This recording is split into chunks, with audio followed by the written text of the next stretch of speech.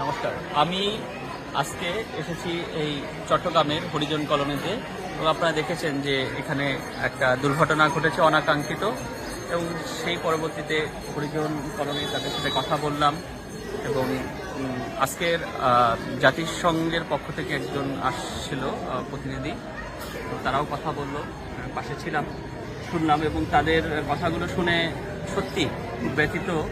তো এই কলোনির আছে বিষ্ণু দাস দাদা। দাদা, আপনি একটু বলুন যে কি বিষয়গুলো। সবাইকে নমস্কার। আমি হরিজন সম্প্রদায়ের হয়ে দেশবাসীর কাছে, এই বাংলাদেশের প্রশাসনের কাছে, সরকারের কাছে করো হাত জোরে বিনীত করব যে আমাদের এই হরিজন সম্প্রদায় খুব নিরহ সম্প্রদায়। আমরা অনেক অসহায় মানুষ। আমরা দিন খেটে খাই, মলমূত্র পরিষ্কার করি, বাংলাদেশের লোকদের মলমূত্র পরিষ্কার করি।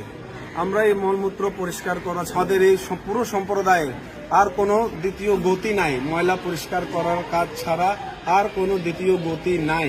আমরা দিন খেটে খাওয়া মানুষ। এই যে অনাকাঙ্ক্ষিত ঘটনা ওই দিন ঘটলো কোর্ট বিল্ডিংয়ে 26 তারিখে, এই ঘটনার সাথে আমাদেরকে জড়ানো দেওয়া হয়েছে।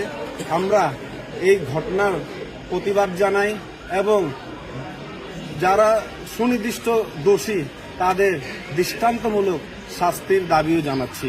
কিন্তু আমাদের এই নিরীহ পরিবারের কিছু ছেলেদেরকে জেল হাজতে দেওয়া হয়েছে, ছেলেদের নামে মামলা দেওয়া হয়েছে, একজনকে চারটা মিথ্যা বানোয়াটও মামলা দেওয়া হয়েছে। আমি অনুরোধ জানাই সবার কাছে, আপনারা সুষ্ঠু তদন্ত করেন, সুনির্দিষ্ট ব্যক্তিকে চিহ্নিত করেন, আমাদের মতো এই অসহায় গরিব হরিজন সম্প্রদায়ের ছেলেদেরকে মুক্তির একটা পথ তুলে দেন, একটা রেহাই করে দেন, যাতে সেই ছেলেগুলো যাদের পরিবার চালাতো আজকে সেই ছেলেগুলো তার বাসায় নাই, সে পরিবার আজকে না খেয়ে থাকতেছে। কারণ ওই ছেলেগুলো কাজ করে কামাই রোজগার করে দিনে আনি যখন বাসায় ইনকাম দিত তখন তারা চলতে পারত। এখন তাদের সেই পথও বন্ধ হয়ে গেছে।